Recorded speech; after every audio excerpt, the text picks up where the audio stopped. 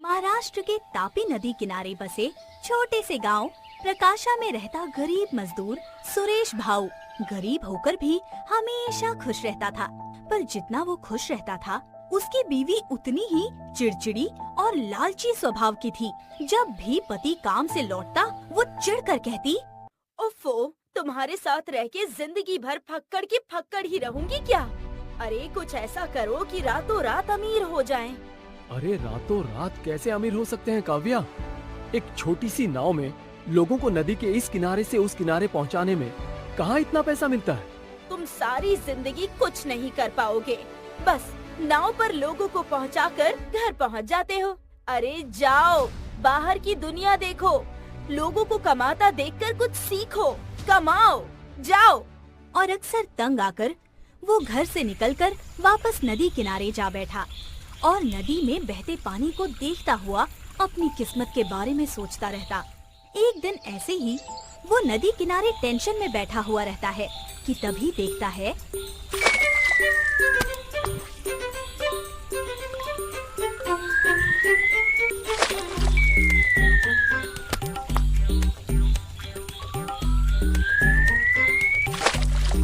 अरे क्यों मरना चाहती है?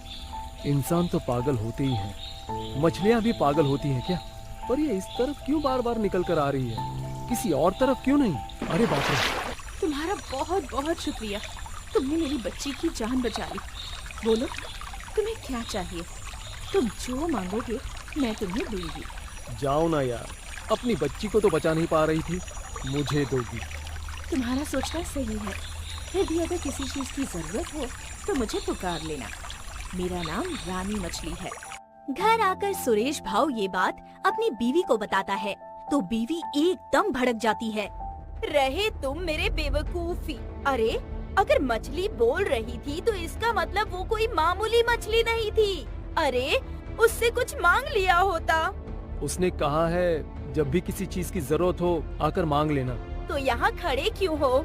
जाओ और खूब सारे पैसे मांग कर लाओ। अरे वो मछली पैसे कहाँ से देगी? ये सोचना तुम्हारा काम नहीं है, तुम्हारा काम है मांगना। जाओ मांगो। सुनकर वो नदी किनारे जाकर रानी मछली को पुकारता है।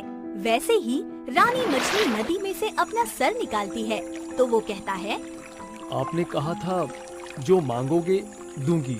मुझे इतना पैसा दे दो कि घर में कभी खाने पीने की कमी ना रहे। दे दिया, जाओ घर पर। वो घर आता है तो देखता है उसके घर में पैसा ही पैसा है और बीवी बैठी गिन रही है। पूछने पर वो बताती है, अरे जैसे नदी की लहर आती है ना, वैसे ही ये पैसे बहते हुए घर में आए।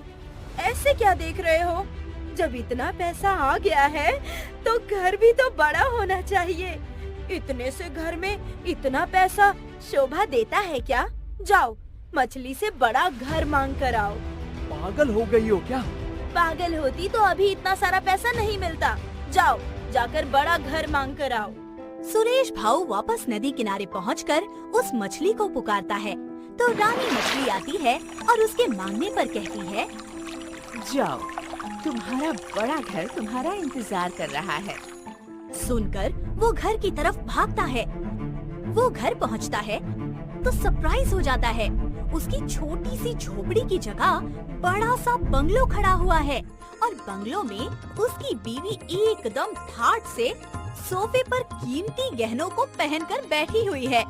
पति के आते ही वो कहती है, अरे इतने बड़े बंगलों में रहने वाली मैं पैदल चलूंगी क्या? जाओ रानी मछली से कार मांग कर लाओ। तू पागल हो गई है क्या काव्या? बार बार रानी मछली के पास जाकर मांगना अच्छा लगता है क्या? मैं नहीं जाऊंगा।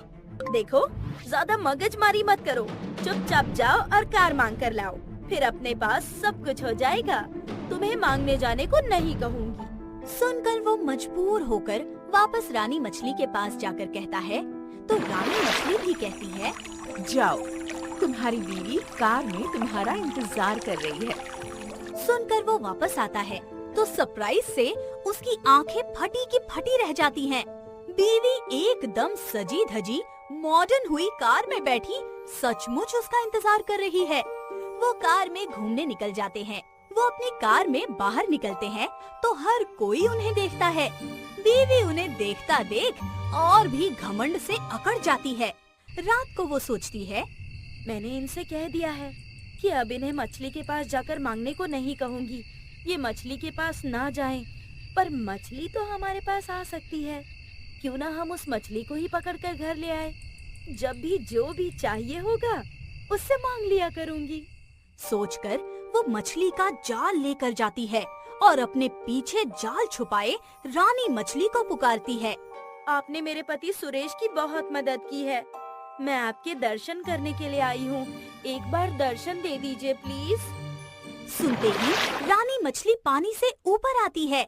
जैसे ही वो ऊपर आकर उसकी तरफ देखती है, बीवी अपने पीछे छिपाए जाल उस पर फेंक कर उसे पकड़ लेती है और कहती है, मेरे पति तो बेवकूफ हैं, जो तुझ जैसे मछली को पकड़कर भी छोड़ दिया, पर मैं तुझे नहीं छोड़ूंगी।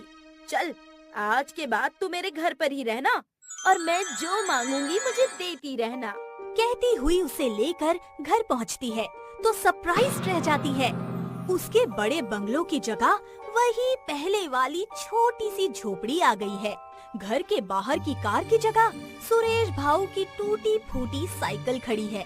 सुरेश भाऊ भी अपनी उसी लुंगी बनियान में लेटे हैं। वो भागकर तिजोरी देखती है तो उसमें से सारे कीमती कपड़े, जेवर सब गायब।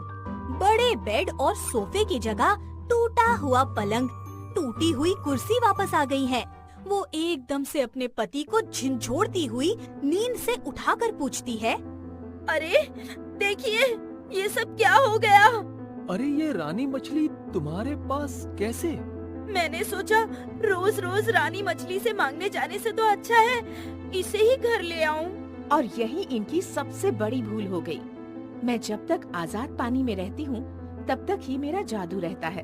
एक बार किसी लालची इंसान के हाथ में आ जाती हूँ तो मेरा जादू खत्म हो जाता है और जादू के साथ साथ जो भी अपने जादू से दिया हो वो भी खत्म हो जाता है।